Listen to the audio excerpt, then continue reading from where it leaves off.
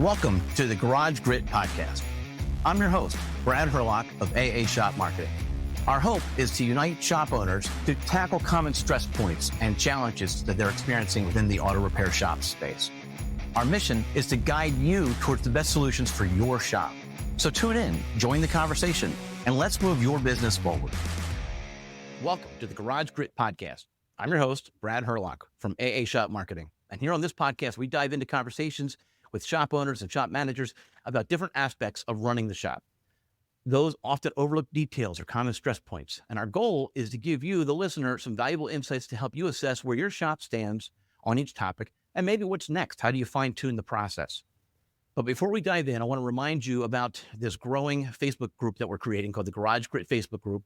And it's a space for listeners like you, as well as the panelists, to share additional thoughts and questions and experiences about today's topic. You can keep that conversation going there for the next couple of weeks. We'd love to hear about how you're connecting with your community. And yes, there is the preview or the snippet, because today we are talking about community connections, why they matter for your shop, how people are doing those connections, how they're actually trying to connect with the individuals out there. And it's really interesting to find panelists. I often end up making some phone calls to see who's interested in joining us. And I found that I had to make more phone calls for this particular topic than others. And when I went out to their Facebook pages and their websites, I began to realize why a lot of people were not as excited to talk about this topic as other topics. And it seemed to be because they're missing the boat. And so if you're not doing enough to connect with the community, you are, potentially at risk in a bad economy. Because in a bad economy, if you've already made those community connections, if you've already made those binding ties with the individuals out there, they're going to be less likely to shop you when the money's tight because they have a relationship with you. You've built that trust. And so I'm excited about this topic because I do think it's important, not just from a marketing perspective, but from a relationship perspective.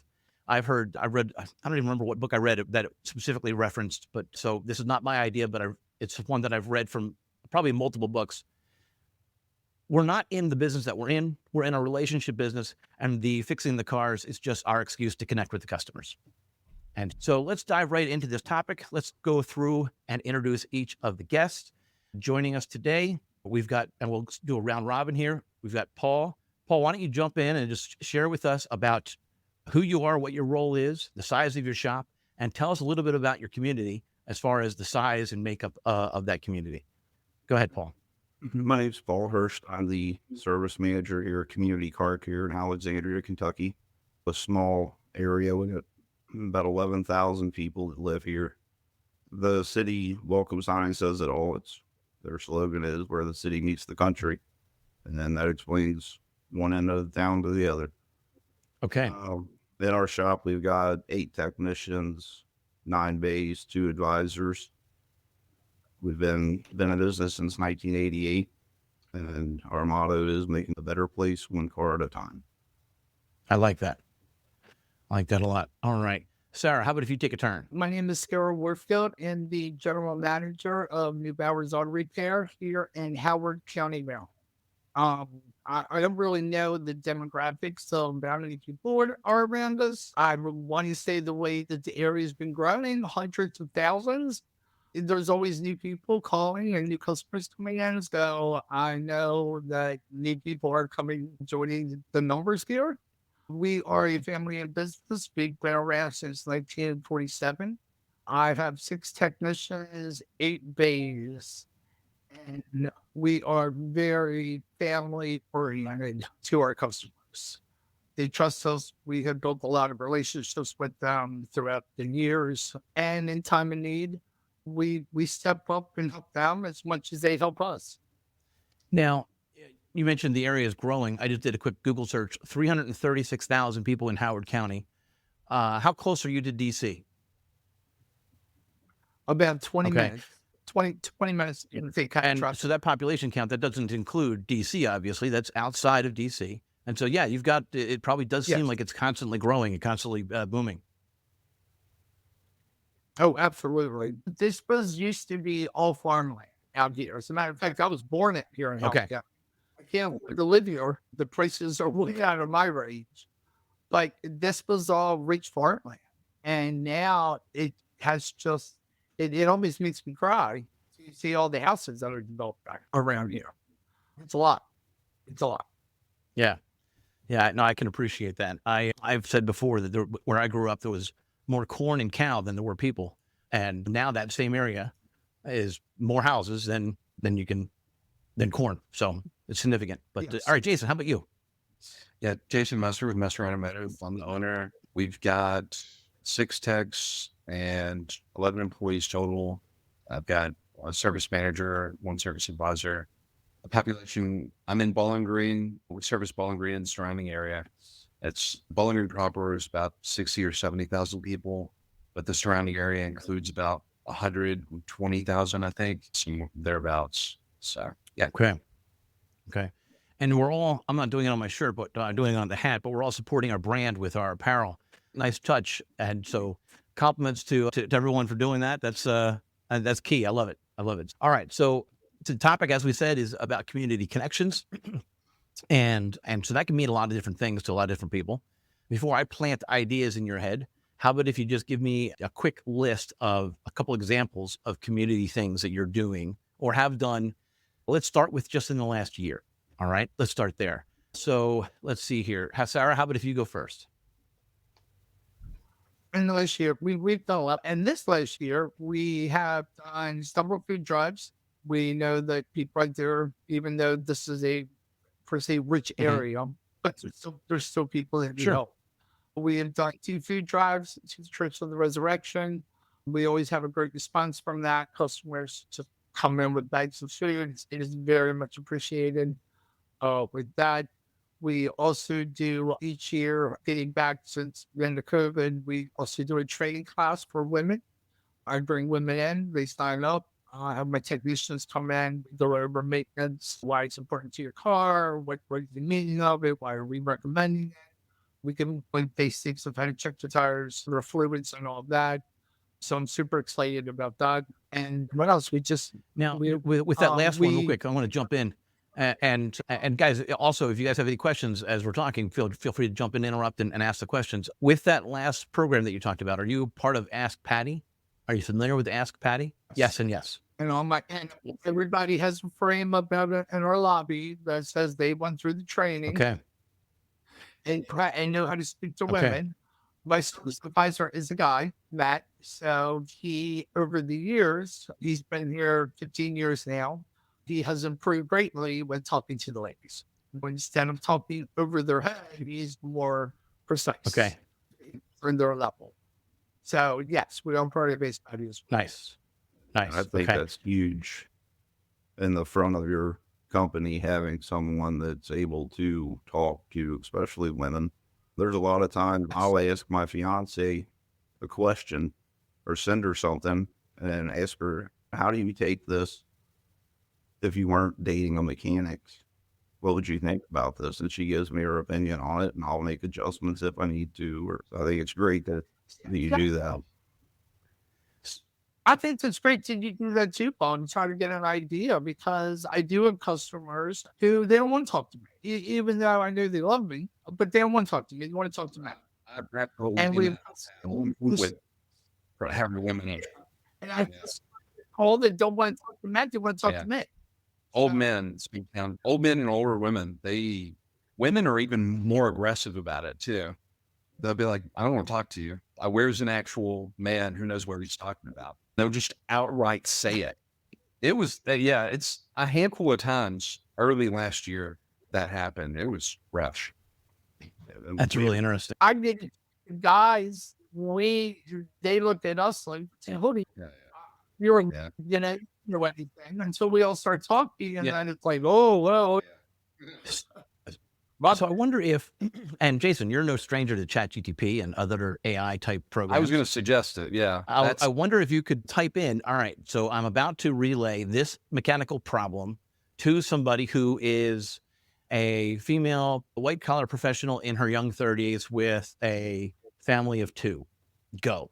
And I wonder how well it would spit out some language that would actually resonate with them. That'd be an interesting test. Oh, I'm sure it'd be awesome. I know. Yeah, no, it would, and especially if you were fast at typing that in, so that you were prepared. You could then, I guess, if you were very prepared, you could copy and paste it into your CRM so that when they did come in, you could just load it up on the screen. But I wonder how well. All right, so who's going to do that test in the next week, and who's going to post about it on the Garage Grit Facebook page? My service manager, who does often interact with customers, he might be reluctant to use ChatGPT. Well, and that's the thing, right? I know of a starting company. I don't know how far along they are in the process, but their whole premise that the software that they're working on is supposed to plug into CRMs and add that AI piece specifically so that language is there for you so that it's more automatic. I know Scout Genie is doing some stuff with that. You can have it like automatically respond to or draft up responses to customers and then check what you're sending and stuff like that. So nice. But that's for like emails. I don't know. I think that's weird. it's weird. That's for sure. Well, we started doing the text messages, people, and it comes down and says, "Hi, this is Sarah. I want to follow up with you with your feud with us." And people were wondering whether or not it was real. Yeah. I got a message back from a guy, one of our customers, and he said, "Is this Sarah or are you a rip-off?" And I said, "Hey, let your wife know the flowers I have out front are made of Bella." There you go. And I got a message back from him that said it is you. Yeah. Yeah. It's like that annoying Discover Card commercial where the less than intelligent customer is on the phone. How do I know that you're not a robot? And then the robot says, how do I know that? Or no, she asked, how do I know whether or not you're a robot or a human? And then the robot turned around and said, how do I know if you're a human? Prove to me that you're a human. And so she's like, hey, how do I do that? But the answer is actually saying something that is about them or about the community. And so that comes back to those community connections, trying to build that trust. And you like how I circle back to our topic at hand? So Jason, why don't you tell us a little bit about what you've done in the last year when it comes to community connections? Oh, man. Actually, early last year, I started a nonprofit to help people who were like destitute with automotive related stuff, because we don't really have something that's specific for that here in Bowling Green. So that's one thing. I definitely didn't start that with a marketing thing in mind at all. I'm not like trying to use that to promote the business. Just to be honest, it's not about that at all. Throughout the years, I've seen a lot of people that are either ignorant or just in a bad situation get taken advantage of from usually a lot of used car dealerships here in Bowling Green that have questionable ethics. Those guys and a couple of shops. We do have quite a good number of good shops in Bowling Green. I'm not gonna like shit on all of them, but do you want to name the bad ones and the good ones, and I'll send them a link to. Sure. I'll name them. All right. I think I'll talk to the fight. But yeah, I bet we have a strong number of good ones. It's like the few. It's like that poison in the well kind of thing. We got a few that just make us all look like questionable, and it's understandable. Of course, that's the job of the front staff to figure that out from there. So that nonprofit is the primary objective to help underwrite the costs for somebody who is unemployed for the last 6 months. They worked for the federal government, but they just found out that if they don't report to DC, they got laid off. And so now they need to actually find another job. Until then, your nonprofit could potentially help out. If they're in Bowling Green. So I'm focused on folks in Bowling Green, Warren County. I want to affect the people that I can reach out and touch, right? Good. Back to that community piece. Yeah. It's very small, I will say. It's not like some massive. That's the reality. Yeah. But that's the intent, right? Is to help underwrite the cost of somebody who's down on their luck or a single mother or something like that. Or to make it to either highly subsidize what or repair or pay for it outright, essentially. Our goal would How would they know if I come into your shop?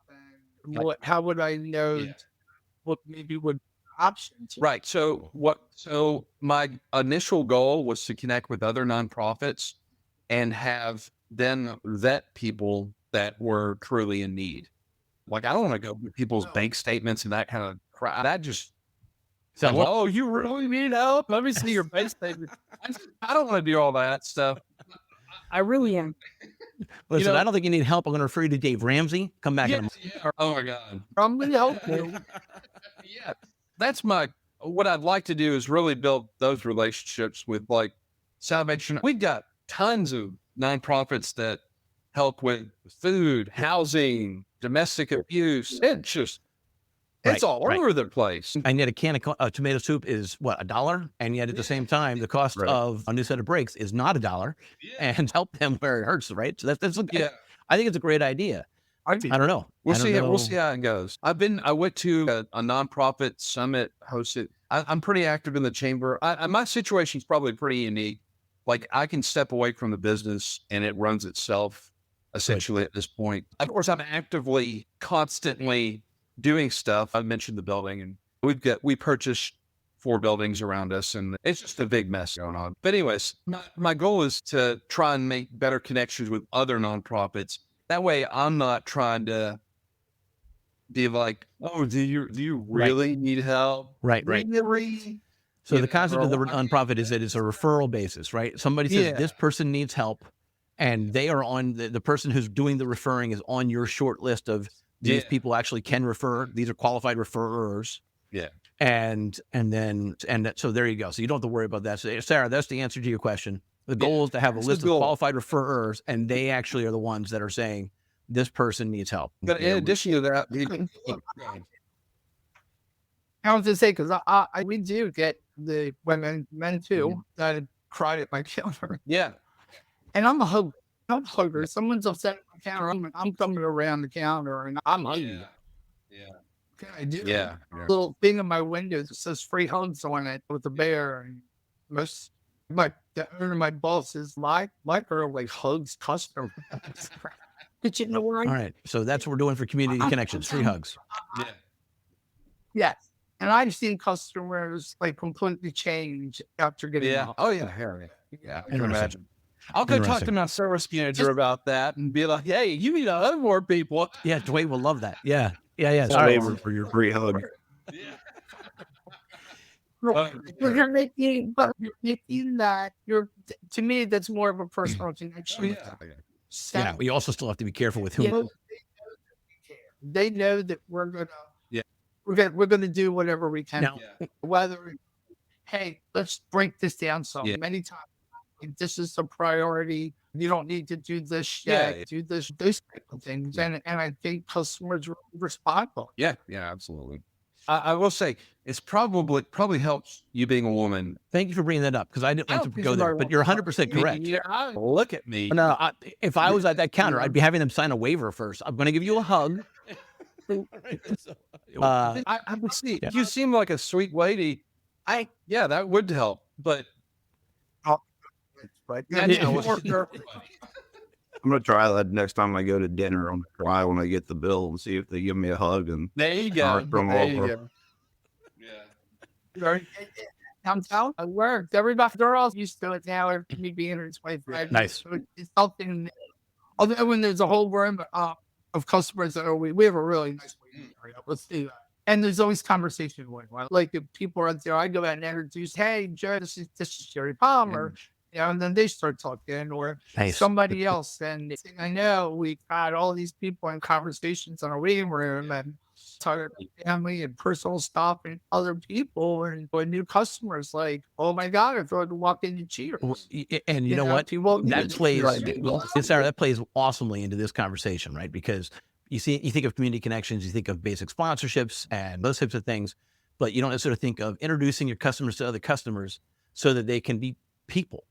Mm-hmm. And between social media and COVID, the population in general is starved for connections, actual people connections, right? And so that's great. I love that. That's one of the things that you're doing with community connections. And so that's perfect. Jason, was there anything else on your list that you're all? Again, I can step away. I'm very active in the chamber. I go to all those, and none of them look like me. I tell you right now, you walk into the Chamber of Commerce, and it's like bankers and lawyers and all that. We are all underdressed for that. That's right. But I will say that I've met some really good folks in there that are like normal human beings, not like other people. So you can make really good connections there that like for instance, one of them that I met got me involved with Kiwanis. I joined Kiwanis early last year, so I can't remember exactly when. And I've been pretty active with that too. So Okay. but those are big things. We've done some giveaways through something with a radio. I can't remember the names, but there's 2 radio events where we like donated stuff. I don't think that worked very well, both from like getting our name out, that's how they sold it. Hey, give this to help get your name out. I don't think that really did a lot. And it was for some good cause. I just can't remember. And there was 2 of them last year. Well, I'll jump in. I'll say that one of the reasons it probably didn't do a lot is something like that is going to work better if you've been doing it for the last X number of years and you're regularly doing it. And then you become that guy with that particular giveaway gimmick. And But, we did. There's an event with 8th graders called SCK Launch. It's hosted through the chamber, but it's like we went there. It's almost like a job fair. See what you want to do with your life for 8th graders, and we talked about cars and fixing cars and like with the different positions in a shop, like what it looks like to be up front versus turning wrenches all day and all the bullshit involved with both. And I think that turned out really well. We've got a university here. There's an event on campus during the summer that we went to. Talked to our students. It sounded an ideal. You guys all have bad winters as well as us. Yeah, sure. Snow. So one year we did a survival pack for the snow. So it had flashlights on it and the little triangle you put out and bottles of water and blankets and gloves and hand warmers. And the customers, if they came in, their name got put in a bubble. And then we would have people calling and ask if we were still doing this giveaway. And we were like, I wouldn't make it fun for a little change because they wanted to come in and get their name. And we Facebook same way with giveaways. People that aren't even customers here, they comment on the Facebook link that's shared. They can win. We normally have really nice tumblers, stuff like that. Nice. Gift certificates for oil changes, apparel. But customers love that. Yeah, they do. And Paul, do they become customers then too? The ones that are not customers that join in on those Facebook giveaways, do you see any conversion there? Yeah, pretty high success rate there with that. So. Nice. What else are you doing? What else is your shop doing in the community? We do several different things. One of our biggest, the month of October, we have a little pink Volkswagen Beetle at the bottom of our driveway. Since we're not on the main road, so we can't have an advertising sign down there. So we painted a little Volkswagen Beetle pink. Okay. So the month of October, we do breast cancer awareness, free brake pads. Then we work with the Karen Wellington Foundation, us and several other shops. And we donate a percentage of every brake job to the Karen Wellington Foundation. So the ladies with breast cancer, they get to go on a trip or spa day, things like that. Nice. Another thing we do, obviously, we've got the parades and business showcases in town that we attend. Attend or put a float in on the parades? Are you in the parade? In the parade and the business showcase. They just started this last year. Everyone sets a tent up. One of our competitors was a couple tents down. They were giving out coolie cups too, so I took a handful of ours down and mixed in their coolie cups while they weren't looking. They ended up giving our coolie cups out to their company. The people walking by us, they got a kick out of it. Okay, good. Good to have relationships with your competitors. That's good. There's plenty of cars to work on around here. That's right. They have rivalries, but Chris, the shop owner, and myself, we're both on the committee at the local vocational school for auto tech. Good. So we go down and judge all their competitions, things like that. And a lot of customers that know us, but we don't realize their kids are in the auto tech program. We get to see them during these competitions. And potentially their kids get to co-op here once they're at co-op age. Nice. And if they want to stay, great. Do you take them as an intern? I'm sorry? Do you take those individuals as an intern within the shop, like for a summer? Yeah. Because we're entering. If it's the co-op program, they, instead of going reporting to the vocational school each day, they just come straight here. They're getting paid for it. And once school's over, they got the option for full-time employment. Or if they want to go to college, they go to college. So, Right. Interesting.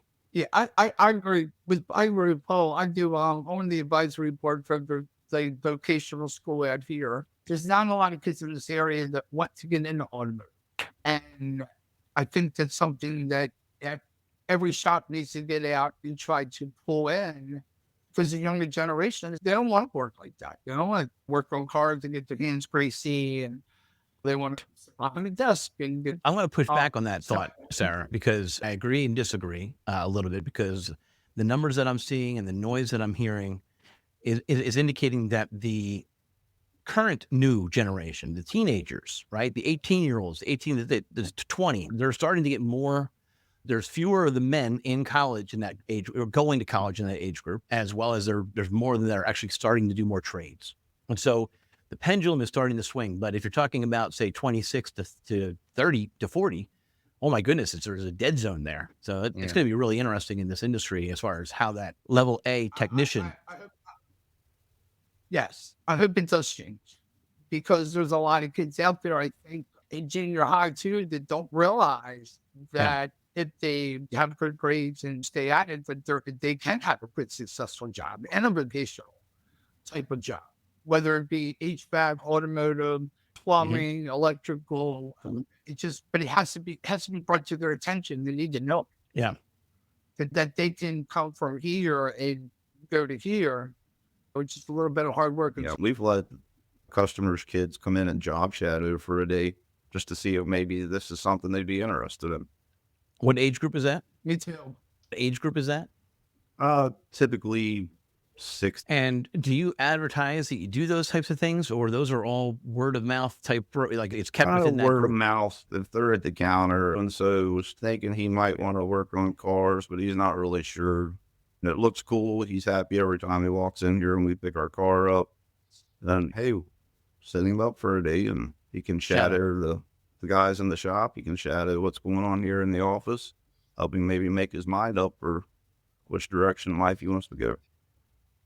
Our schools are severely lacking here. They're well outfitted. They have all kinds of equipment, but we actually went to one of the, like last year, we went to one of the vocational schools, like open house is what it was. And man, I don't know, it was 2 guys out of 20 that were serious. And I don't think that they were really getting, I don't know, maybe like probably a co-op situation would help them a lot more than being in that classroom. I'm always concerned whenever something like in the trades where, besides electric, there's some stuff that with electrical that you might need to sit down at a desk for. But besides that, if you're not getting your hands dirty with it, I don't know how you could learn it. Yeah. Like how you going to learn write down in a book what it feels like to snap a seized bolt. You got to feel that, but you got to do it. You got to break the stuff so you can fix it. And I don't know. There is a shop component, but it's just, from what I saw, it's like they'll huddle around and one guy's doing all the work. I don't know what that's doing for these guys. It's interesting. Have you considered being on an advisory board or being some sort of advisor to some of these VOTEC schools to see if you can steer them in a better direction? As you can tell, I've got strong opinions. So no one wants you. Of course, no one gonna listen to me. I'm gonna go in and tell the truth. And they don't want to hear that. With your new property acquisition. What I've noticed in the school system, everybody wants to pat each other's back and congratulate one another instead of deal with the real problems in front of them. And that's across the board. That's vocational. That's across the board. I see it in my kids' school. I see it, and everyone wants to congratulate each other instead of doing what needs to be done. It's just, I would not be a good fit for that. So you mentioned having some more space, some more property around your shop, more buildings that you just recently. Yeah. All right, so Sarah and Paul, what do you think? Is he going to start a school within the next 3 years? Oh, it's funny that you mentioned that. That is actually It's like there's so much going on here. I'm pulled really thin. But hopefully, in so many years, that is the plan. It's the building that we're in is going to be a parts store until we have one that's leased. That's about 7,000 square feet. We'll transition the parts store into that building once that lease is up, and hopefully set up a technical school, like unaccredited. But hell, it don't matter. I could teach you. If I had a guy in here for 6 months solid, fixing stuff, shit, we could probably make it so it's free, if they're helping do whatever, and get them ramped up in 6 months where they're more useful than a tech, lube tech, I think that'd be a lot more valuable than these multi-year programs where they're sitting at a damn desk. That's funny you mentioned that. One of our co-op students now, out of our 8 technicians, only 2 of them are over 40. One of our co-op students now, he was actually wanting to go to heavy diesel school and decided against that because he was learning at a rate by working here hands-on that he didn't feel it was worth, and he's decided that he's going to stay here full-time once he graduates. Good. We offered schooling for him. We're going to help him stay on track continue to grow. Hey, let me cut in real quick. Are you wondering what your next marketing step is? Well, you don't have to figure it out on your own. The entire premise of this show is that we're trying to help repair shop owners. And in that same spirit of helping first, I will give you your next actionable step that's going to boost sales and boost that car count in your shop. To find out more, go to aashopmarketing.com/help or click in the link in the show notes below. Now, back to the episode. Yeah, it's really cool. Used to, we had a bunch of old timers that have been here 25 plus years and they went away, and now it's Hip Hop Fridays on the radio, and it's just a very great group of people, young, and they all get along and just get their work done. I'm sorry, Hip Hop Fridays? Yeah. The old guys never listened to anything like Tupac or Divorced Dad Rock is what it's called. Whatever it's called. That all day, I'm sure. They play it on Fridays because we typically don't have a lot of traffic in the office, because we're just knocking out work, cleaning up what's left over from the week. Okay. So, yeah, they tend to pick that for Friday. The rest of the weeks, whatever. Here, I thought what you were doing was you were clearing out one bay and then inviting the community to come in and dance with your staff on a Friday afternoon. Yeah, so that's not on the list of community connections. All right, got it. Yeah, we got a pretty big dance floor out there. So. Oh, okay. Nice. I'm interested that I haven't heard anyone talk about Little League sponsorships. We do. We sponsor the youth baseball team out here. Yeah. For how long? Got banners and most of the fields and gymnasiums here. Okay. So we do a the lot name of is littered everywhere through Young Athletics. Sarah, is that what you were saying as well? Yes. And I would say I know that I have plaques up all the way down one wall, across another wall. We're coming back up the other wall. Okay. So, yeah, a lot. Okay. A lot. They're all across. Right. And is there, what's the response why did you do that? Did some of the shop owners have children in those programs? How many years of you doing it before it felt like it was not just giving back, but it was also giving back to you? It's okay. So I've been at 25 years. So we've been doing it pretty much over 25 years. I had to go off how long I've been here. And with Jimmy did it because the kids, baseball, he liked baseball. I was playing still on a women's softball league at the time in Howard County as well. And I was out there with a lot of the parents, and it was like, oh my God, you're Neubauer. And you guys sponsor my son's baseball team. Okay. And there was a sign out in the field and so forth. So we just have always just stayed with just sponsoring. But back to the comment on the radio ad with Jason, I imagine it took multiple years before that actually started to become, noticeable. Before the community started to notice that you were doing it, you were repeating it. You had done it for multiple years, multiple teams potentially. Paul, you're nodding your head slowly. Is that the same experience with you? Yeah, same. And I don't know if you've ever been to a kindergarten or basketball game, but really not much to watch there. So people tend to look up and stare at the walls. And they're going to read every banner that's up there probably 30 times before this game. So that's your cue, is to sponsor the youngest of the youngest, because it's difficult to watch the actual event. This gives them something to read. So make it, all right, got it. So don't just put a logo up there, talk about in detail. I went to my stuff friend's That's great. wrestling tournament, and I'm looking around the gym. I'm like, why do I not see community car care up here? And I'm texting my boss about that time it comes by on their digital screen. I was like, it start deleting my text. Like, we better be out here. Okay.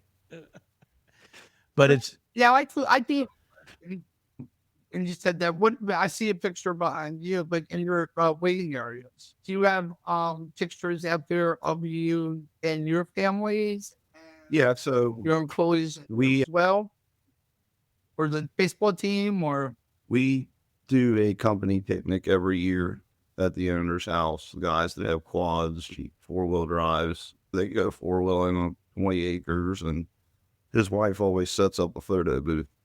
So every year she puts those photos out in the waiting room. That way the customers not only see us on Facebook, they see the guys working on their cars on the wall.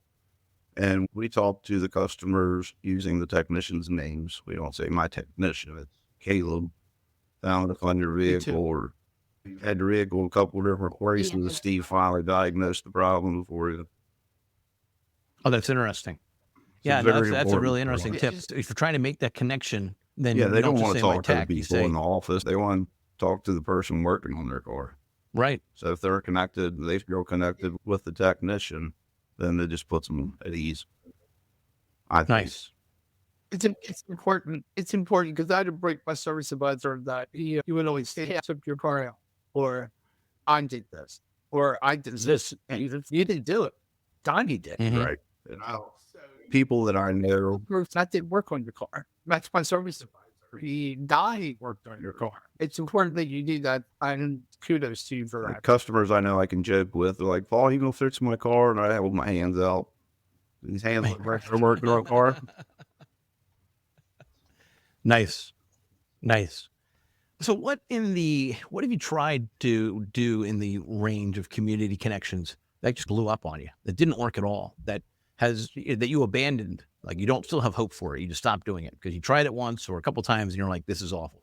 Jason, you mentioned a little bit with the radio show, and I said the only way you're going to get that is a long time. That's a long-term investment, and I don't even know what the dollars are, whether or not that makes sense, but like that would be the key. What else have we abandoned? What else did we try and said, no, not again? I know that Sarah, I think you said that you did like a class or something like that for jail. Yes. So we tried to do that. I don't know, half a dozen times through one of it was like community action or something or another. And no, it just never happened. No one signed up, or there were so few signed up, they didn't. So it never took off. But we tried that. It's just, I don't know. No, So Sarah, how do you do it? And let's yeah. go deep. Sarah, I got so much feedback from women.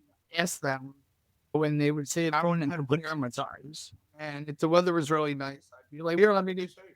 I'll come show you." Or you can come out with me, and then he just began a conversation, and we just started asking our customers. I sent out a message to all the customers, asked if anyone was interested, and if you were, to let me know. And then I reached out to them. I even had some guys who asked if they could come. I thought they were coming to try to pick up women because it was just going to be women. Bad idea. And then we also had young drivers. We then also not women, but beginning drivers. Mom and dad would come out with the kid and tell them what to look for if they were in the car driving. That's cool. Kids want to hear from us, but it's a little bit better to hear it from like an auto shop. This light comes on, don't be alarmed. It's a tire pressure light or something like that to educate them. Yeah, and it just, So what percentage? sometimes we would have, I want to jump in real quick, Sarah. What Sometimes- percentage of the attendees are existing customers versus new customers? I would say probably 60% would be existing and maybe 40 would be. And so, Jason, I don't know what the approach was, but were you trying to just put it out there in the community and see what happens? It sounds like the answer is ask every female customer that comes into the shop whether or not they would be interested in this if you held this class. And then you have that field in Shop Genie where you're actually marking, and then you're sending a blast to that particular group. at a later time. And And then then your reach- goal there, by the well- way, from there, from a marketing perspective, your goal specifically is to get them to share that on Facebook so that their friends Oh, yeah, also yeah. come. Like, This is why I like don't do marketing. This is not my. so, Yeah, but start with that I didn't customer think base. Of, I didn't think of asking our customer base. I was really trying to. It was Right. more like, how can we do something good for the community? And I was like, oh, that they had this thing. But yeah, I guess that makes sense if we can reach folks that way. And then if you can get them to refer them to or Yeah. bring their girlfriends, then now Yeah, you're yeah. going to get that 60-40 split. And you might not Yeah. get that on the first round. But now once you've actually done it a couple of times and you start growing the words out there, that's how you got that snowball started, right? That would Yeah. be the way to do it. Then you're actually doing that community thing. What are they wanting? Yeah. Yeah. What is it you look Yeah. All right. now? I would like to learn how to change a tire, or I would like to know how to run my tire. So not just, Jumpstart that's a my good car. point. Not just whether or not they'd be attending a class like that, but what would they like to learn? Would you attend Yes. and what would you like to learn in a class like that? Because then you're actually tying them a little bit closer to the potential idea of that class. That's good. Because most decision makers are women. You hear it all the time. Husband, I got to talk to my wife. There's a lot of single women that are in the world now. A lot of single moms, single women, divorce. That husbands have died. We get a lot of that. Husbands passed away. My husband always brought his car to you, and now we're bringing my car to you because that's what my husband always Yeah. did. And we get around that And they're with the widow. The widow sold the car to someone, gave them all the service records. Now they're bringing that car to us because we've been servicing it since it was new. And we just got a new customer that way. Interesting. Yep. Interesting. So what kind of community classes can we offer to, and again, you start with your own customer base and you build it out from there, but what kind of community type classes can we offer? One of the things that always drives me, I just shake my head every time I see it on, say, Facebook, where somebody says, how are the roads out there today? My immediate thought is, if you're asking, thank you, Paul. Yes. If you're asking, please don't go. Please don't go out, because if you're confident and you know what you're doing, then you're not asking that question necessarily. You're going to get Just out there, call you're us, going to we'll see bring it's you trouble, milk you're going and to turn. eggs. What's that, Paul? I said, just call us. We'll bring you your milk and eggs. Stay home. There you go. There you go. So here, does anyone have an abandoned parking lot without a bunch of light posts that you could teach the people how to drive in the snow? There's my idea for a class. That's not a bad idea. We're on. I always tell customers, dude, you can't drive an adult community. I respect you. Of course. My dad always told me, like, even when I was like 16, he's like, okay, here's an abandoned parking lot. Go do donuts or go take your car and push it into a spin and learn how to adjust. You get that And feeling. that gets you more confident, That's more not- comfortable. And that's why I said without the light posts every 25 feet, you need to have a little bit of a clear parking lot. Otherwise, it's trouble. But anyway, yeah, that'd be an interesting class, how to drive in the snow. All right. But what other classes potentially are out there that are there other classes that you guys have put on or community type training that you've done, or from Ask Patty to? Yeah, pretty much that has really been that. I just got the building painted this year, so I had even mentioned to them, plus I think it's time to have a community celebration, customer appreciation day. We haven't had one in 25 years, and we're getting up here to almost 75 years, I think, of the business. Okay. And we are hidden, so we are not one that may drag. And Paul, we can't put signs out for breaks. If you don't know where we are, then you're not looking hard. Because all the time they're like, I didn't know you guys are up here. Yeah, and the whole side of Oh. our building says community car care in big white letters all the way down the side of it. So you can see it from the main road, but we can't. Yes, but drive Yeah, it. so you can't see us on the main road. We are down the road, down the hill, at a dead end at the bottom. And have you We- considered painting your roof? yeah, but we did consider putting up like a bet symbol or something. No, but I Yeah, mentioned that was- painting the roof because Google Maps, right? They're first looking at that aerial view and, oh, there it is. So I actually don't know whether or not that would pay off or not. We moved our little pink Volkswagen. You can't see the people parking lot. Okay. We are ways. So we do come up on ways that people are using the navigation system to try to find us. But the business originally started at a gas station up the road, Okay. like 5 miles up the road. Before they got rid of the gas station, we moved down here. And my biggest thing was always, we still have the same phone number. So why didn't you just call the phone? Why don't you just pick up the phone? Oh, We moved our little pink Volkswagen at the bottom, and Facebook just went crazy. All the community pages want to know what happened to our little pink Volkswagen. And we brought it up. Each co-op student, that's their initiation. They got to hand paint this car pink, and we take it back down. But we kept it up a little longer, and actually at our business showcase, we let people on Facebook select names that we should name this car. And showcase, we picked a name, and a young man, I think he was probably 10 years old, picked the name Sally from Cars. And so she's got Sally stenciled on it now and eyelashes. And yeah, the entire community was just missing they couldn't find us anymore because our pink Volkswagen wasn't out there. It was a landmark in the community. Are you allowed to leave it there year round, or you're only allowed to put it out there for October? Yeah, it started just for October, and then it got to, we had, a lady from Maysville, which was an hour away, just come up here because of the pink car. And she thought that, hey, I'm going to go there because of the pink car. They're going to be friendly to women. My own garage done ripped me off. Just little things like that people grab onto. The Volkswagen is on the property, or it's on someone else's? It's on the easement, the property getting the easement. Yeah. Yeah. It's not on Okay. the highway. But Yeah. Interesting. I'm just thinking about how that would fly. There are certain municipalities that would not go for that. Yeah. I know that was what was spinning in your head, right, Jason? Was it? Yeah, I was like, man, how could he needs to be able to put a sign out there? Yeah, we hang a banner on it every now and then. Like for our October promotion, we'll hang a banner on the side of the car.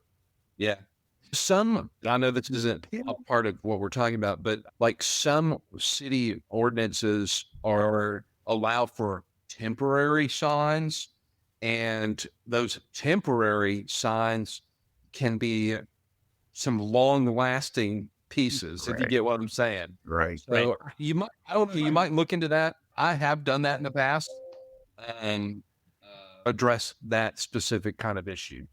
We service the mayor's vehicle here, so. Okay. Maybe someone needs to have we're regular good on high school girl kind of thing.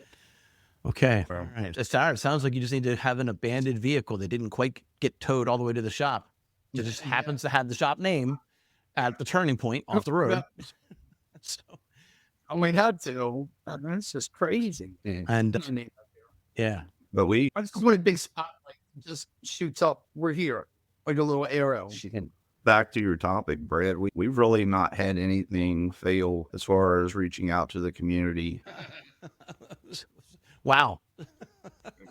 Fair enough. But it also sounds like you didn't dabble.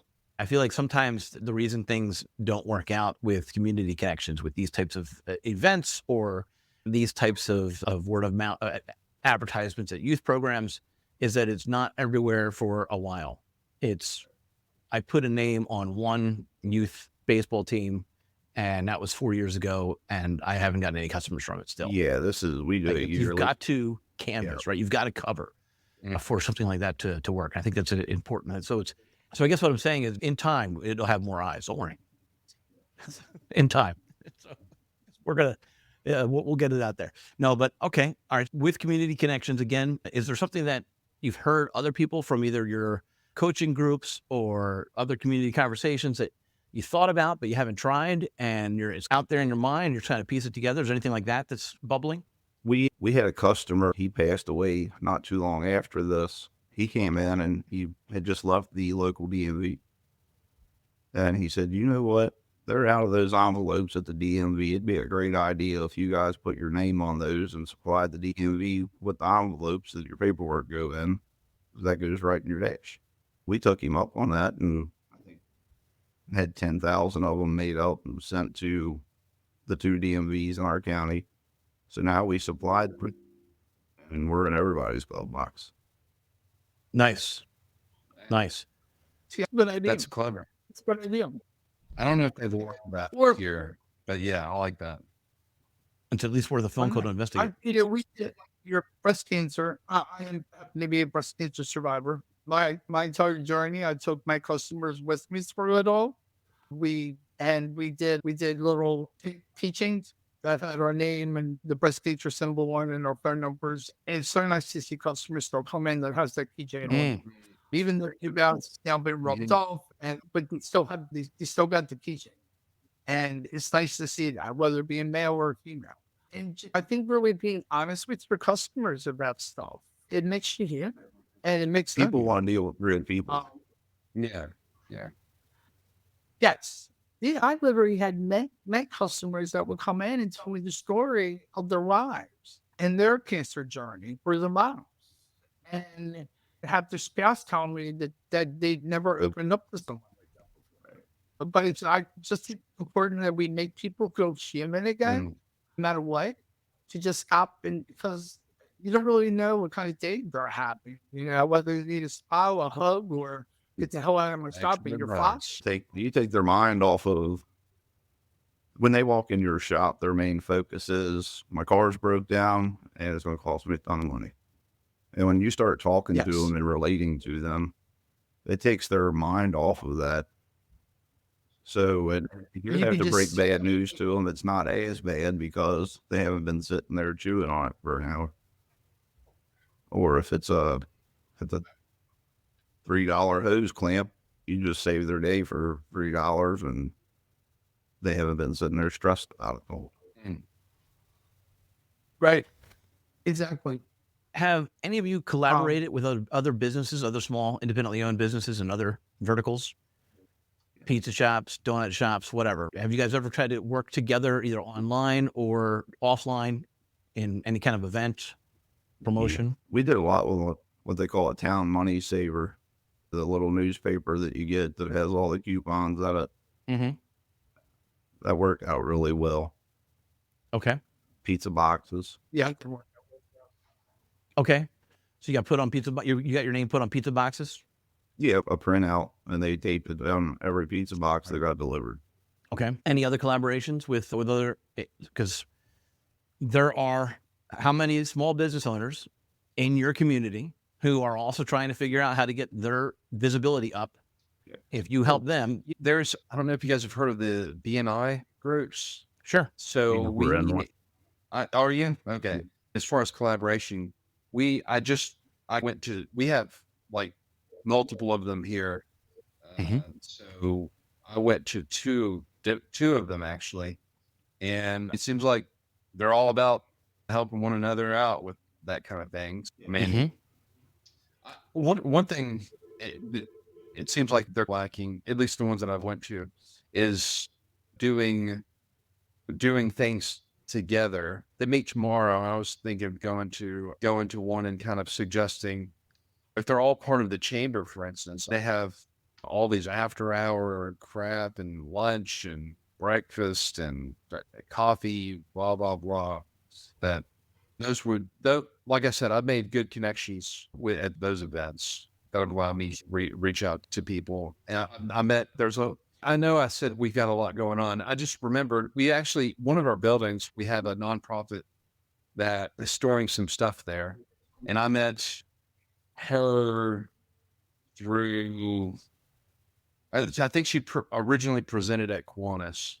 I think those are the kind of things that you can do. I've got an empty building. You got to store something for a few weeks. Those kind of things. And you can only really have those opportunities if you're out there kind of meeting the people that are actively involved in all these different things. So, and we do that with care missions. Okay. We do that with our care missions. We serve their truck. It's got serviced by a community car carrier on the side of the truck. Oh, cool. So everywhere there you go, we go. Nice. Now, do you ever have them come to your parking lot and actually be there for the day? No, we don't really have a lot of extra room in our parking lot. We service 90 cars a week. It gets pretty hectic out there, especially summertime. Sure. We're parking in the grass. He just bought another building just so we could get the parking lot that came with it for more parking for community car care.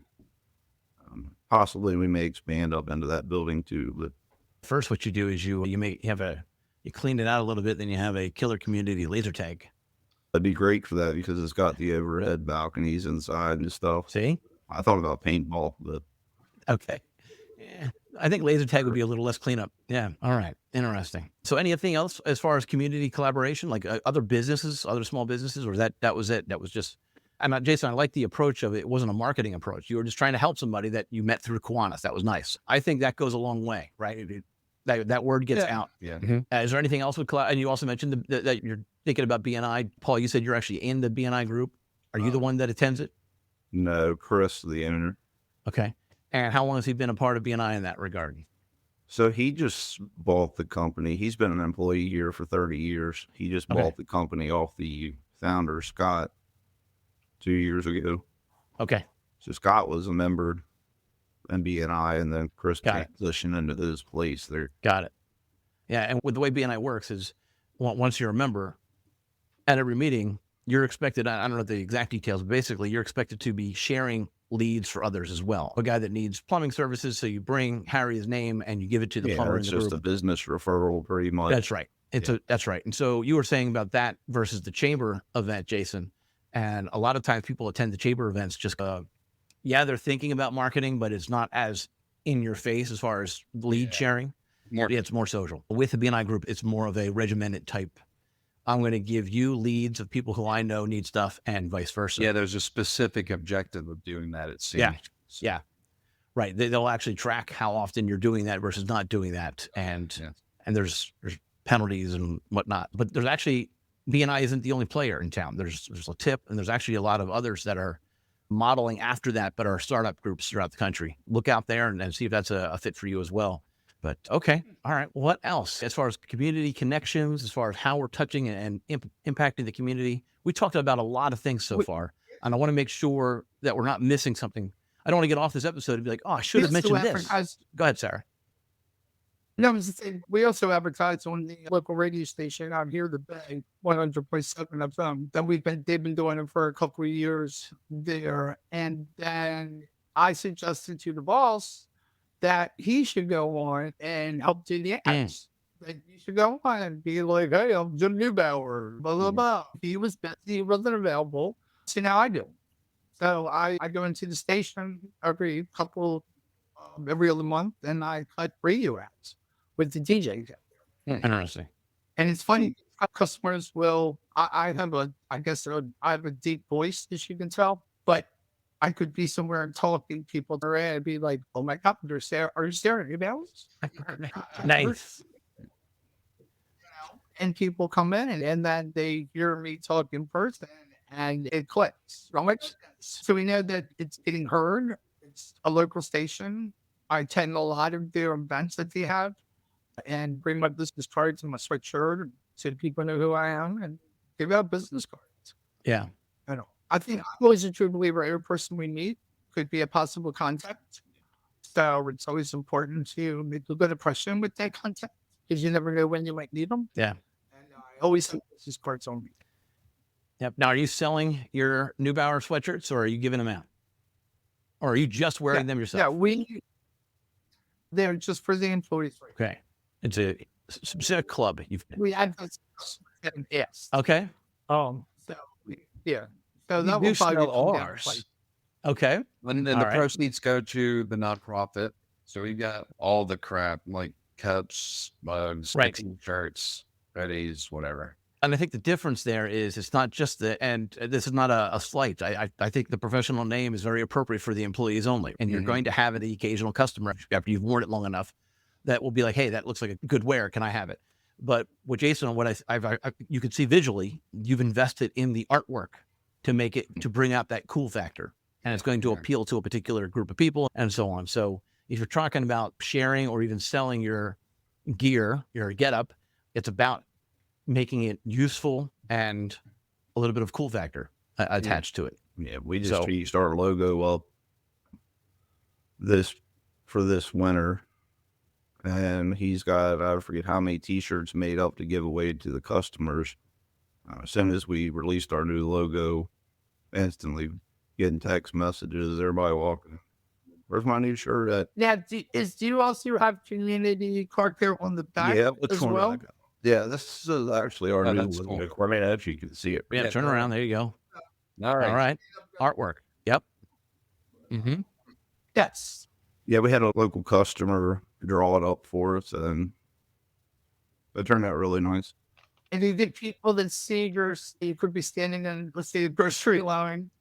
Do you think Joe behind you want to tell you about his car Oh, problems? yeah, it's everywhere you go.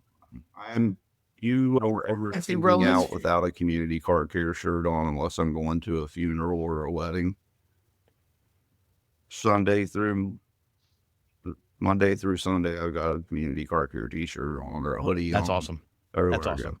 So I regularly, family, all of my uncles on my dad's side, actually on my mom's side as well, they all are all small business people. They all own their own small businesses. That's the world that I grew up in. My wife, she did not grow up in that kind of world. She did have an uncle who was a business owner, but for the most part, all of her extended family members worked for government or large corporations. And this is her handiwork, by the way, because this is one of the few shirts that I have that doesn't have our logo on it. Because much like you, Paul, like before, like she walked into my class, she's like, all of your shirts have the logo on it. Why would I have a shirt that doesn't have a logo on it? That's silly. Like, what would I be? Who cares about Nike? I care about this little thing that I got going on. So that was an eye opener for her. So has your fiance pushed back at all at your wardrobe being community? No, not really. Okay. And actually, yesterday we had a new customer walk in. A friend of mine owns a little bar diner in our little small town of Grand Slick, and we live right around the corner. Mhm. So we're always down there goofing off or something. I always have a community shirt on, obviously. New customer walks in yesterday, so I live right down the road from Grand Slick Cafe, and I always see community car care shirts every time I go in. Right. And I click into the brain, he needed something. He came to community car care. Right. Yeah, it benefits. Isn't this thing goes, they have to hear our name, what's it, like 12 times or more before it really Beetlejuice. sticks? Mm-hmm. Yeah. And yet with social media and the growth of the ADHD issues, it might be more like 144. Right. So you got to keep it going. You just got to keep it going. All right, good. All right. So any final thoughts on community connections? Let's start to wrap up. Any final words? A shop is trying to figure out how to be a part of the community. What would you recommend? How would you recommend them starting out? I'd start on next step. social media, get out there, maybe do a Saturday where the community can come up and shake hands with all your employees, get to know everyone, see what you're about. Yep. Start off with some giveaways, some oil changes. Good. People having a reason to come in there to get this free oil change. Good. And you woo them with your service. And hopefully keep a customer for. And with that, I would add that if you have 50 people following you on Facebook, then you first need to bolster that Facebook count, right? We need to hand the the reason Facebook that works well over for to you is somebody else and let them be in charge of it. Right, Paul, you've got 3,000 or 2,500 roughly of people following you on Facebook. So you've Me got or a nice for community? base. Is it mine or community? That's the business. Okay. Yep. But you make a good point, is that if you can do that on the personal as well, that helps, right? You post it on the business, you reshare it on the personal, that pushes that out, right? So I think that's important. But you've got to have if you have, say, 400 people following you on Facebook and you advertise like that on Facebook, then depending on if you just started being active again on Facebook, no one's going to know. Another big thing we do You've is got to build up that engagement count and that follower count first. our Google reviews are priority to us. I think we're 700 and something with a 4.9 star review. So Yeah. a lot of people look for that. They don't want 5.0. They don't want to. 700 reviews at a five-star rating. Is that true? That's correct. That's correct. Eventually it gets, yes. I actually I was a victim of an email campaign, and it was a contractor, and they had thousands of reviews at 5-star. And I'm just like, okay, I know that you're nice people, because actually I know of you. So I know that you're nice people. I've met you in person. I know that you're nice people, but now you're doing something to make sure that it stays at 5 stars as opposed to 4.9. If you've been in business long enough. People need to read the negative along with the positive. I like to read the negative. That's the first thing I look for when I'm looking at reviews. I look at the negative to see if it's BS or to see if it's valid or to see how the owner responded to it. Right. And because I'm aware that some people just like to complain. And so I'll see right through it. I'll be like, okay, that doesn't apply to me because I'm not mean. So I don't have to worry about that particular issue, right? Or whatever the case might be. So that's where I start, is the bad reviews when I do that. So I agree. 4.9 is great. 5.0, if you have hundreds and hundreds of reviews, is suspicious. And you still want to keep it high. You still want to protect it as best you can. We actually had a show, our second episode of the Garage Grit podcast was about how to handle the bad reviews. And I've heard stories about a guy in New York who actually will yell at his customers and argue with his customers right there on Google. So I can't imagine that plays well in the community. But he actually the feedback that he gets is that he actually gets positive feedback from it, interestingly enough. And I have to write it off as that just sounds like people from New York, and it doesn't work anywhere else in the country. But I also was talking to somebody in Indiana, and they fight. They get a bad review. They fight to try to remedy it every single time they get that person gets a phone call, and then they ask them to change it if they can make it right. And a lot of times people are misunderstanding mechanic terminology and what they're paying for.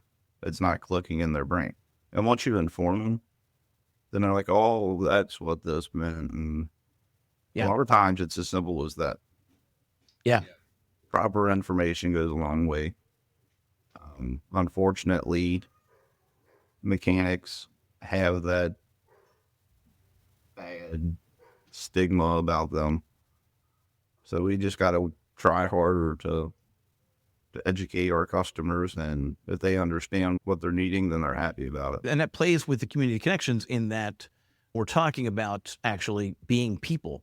That's how we're connecting in the community, is we're being people first. We're hugging them. We're introducing them to each other in the waiting rooms.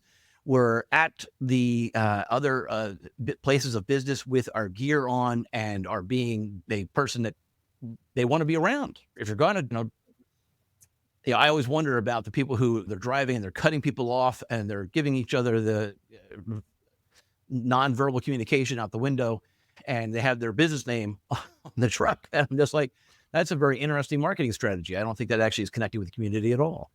But if you're presenting yourself correctly, wear the gear, right? Be proud of it and support it. And then look for other ways to help each other, other businesses in the community and other people in the community, and that it be with those types of things. But I think we covered a lot of different things. For those who are listening or are going to be jumping on the Facebook group, Garage Grit Facebook group, if there's something that we didn't cover but that you've tried, we'd love to hear from you about that. If questions about what has been spoken about today, we'd love to hear from you on that. And by all means, guys, if tomorrow you're like, you know what, I should have asked Sarah this because I wonder how she's handling that class. What does she do with that particular class? Sarah, if it's okay with you, I'm going to share in front of the three of you, I'm going to share your email information with each other. Yeah, sure. So you guys can continue to collaborate on these types of things. If that's okay. Understood. And because that's what the podcast is supposed to be about too, is trying to help all the shop owners and shop managers out there. Okay, what do I do next and how do I do it? And so this is Community Connections. And I think we've done a good job kind of covering the topic with some fun. So thank you for that. And again, I'm going to re-mention the Facebook page one more time because I'm trying to get more people to be looking at that and engaging with that. And these things build over time. So again, thank you. I appreciate you coming. I guess that's a wrap. I'll see you online and I'll see you at the next podcast.